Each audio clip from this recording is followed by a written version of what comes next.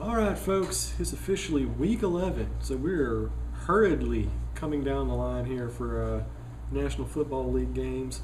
We've got a Thursday night game. It is a NFL South, NFC South rivalry game. I want to say SEC, but I know that's not really the right genre.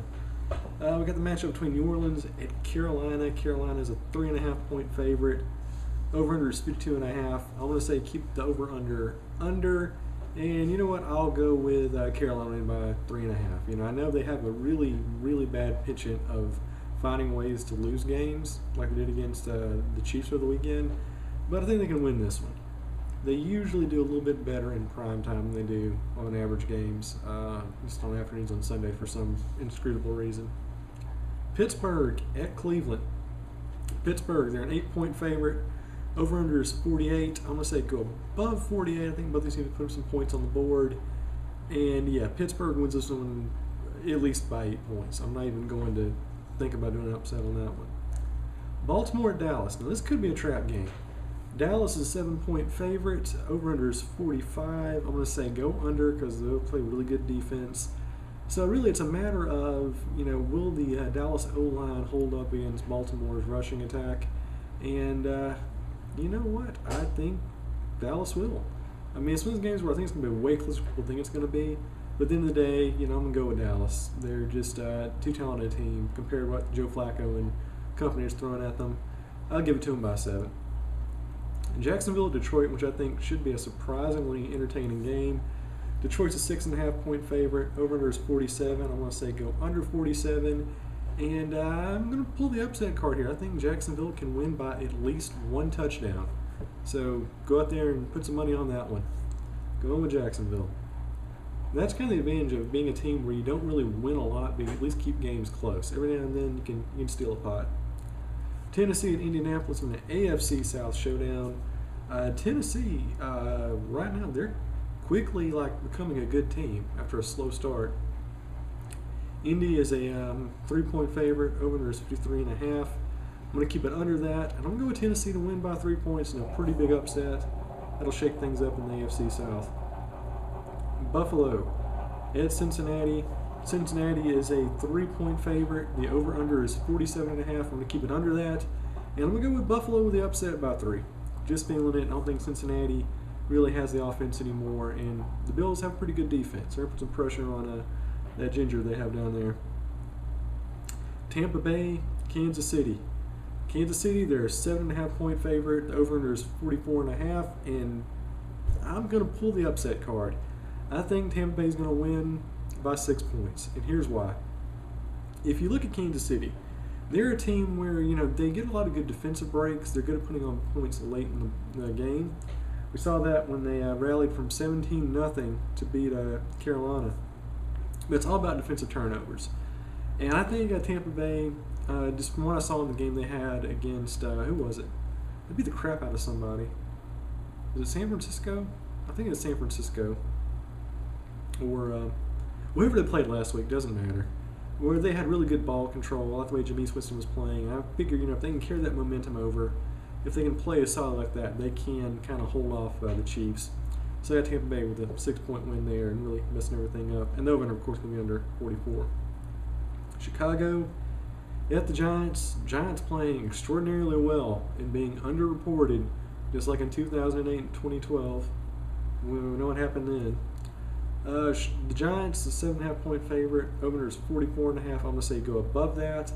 And, yeah, I'm going to go with the Giants to win by 6 points. I don't feel like giving double digits, even though they probably would win. I'll just play it conservative. Arizona at Minnesota. Minnesota started off 5-0. They haven't won a game since, so they're 4 games in the hole in a row. This is listed as dead even in every Las Vegas line I've seen. Over is 40.5. I think it'll be under that because it will be a defensive struggle. And I'm going to go with Arizona by 3. Just got a feeling, you know, when you have a really sort of even offense and a defense struggling, you know, it becomes a deadlock game. It all comes down to kicking, and I think Arizona is a little bit more accurate. So I'm going to go with them.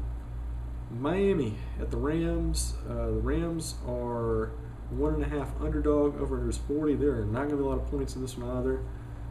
I'm going to keep it under 40, and I'll give Miami the field goal win. They win it by 3.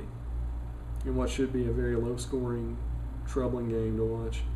New England at San Fran. New England, they're a 13-point favorite. Over-under is 51.5. Now, normally when it's a pro football game, if I see double digits, I'm like, no. That's a good opportunity to go out there and make some moolah. But no, I actually think New England's going to win probably by 16 or 17 points. They want to make a big statement after losing to Seattle.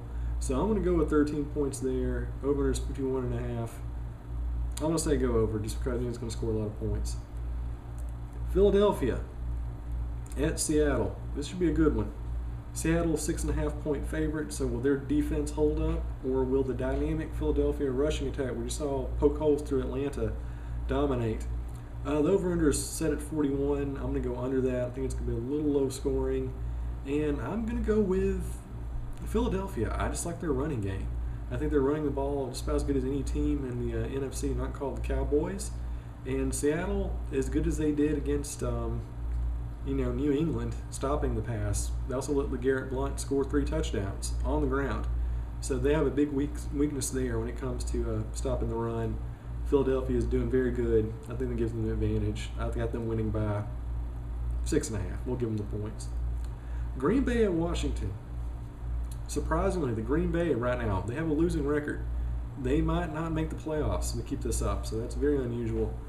Washington's actually a 2.5-point favorite. Over is 50.5. I'm going to go with Green Bay to win this one by 2.5 points.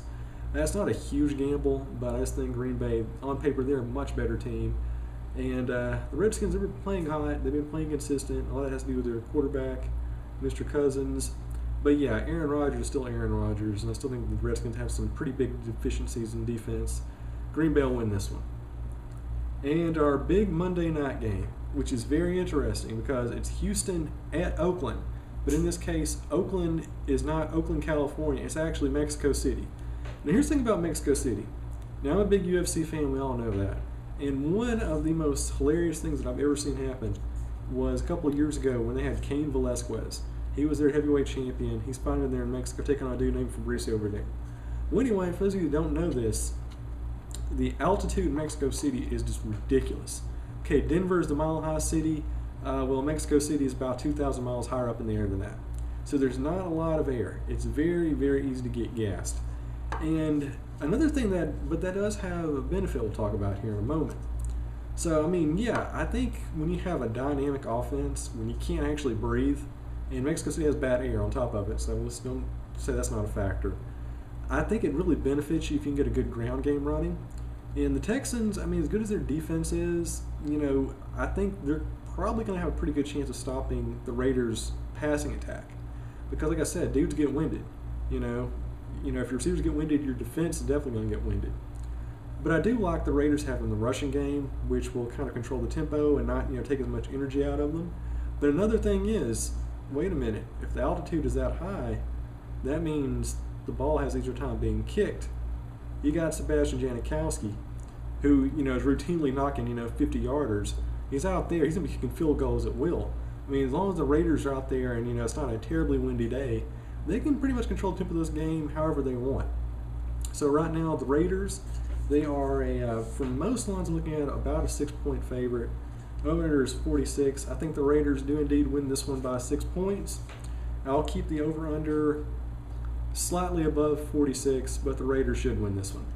All right, so those are my Week 11 picks. Feel free to use them. Feel free to don't use them. You know what? If you're going to put your money out there on the black market, I strongly advise against doing it. Like I say, every year gambling is wrong. Put it in the stock market where there are less safeguards, and you can lose a whole lot more of it and destroy your family that much quicker. All right, well, that's my weekly update. I'll see you on the field, folks.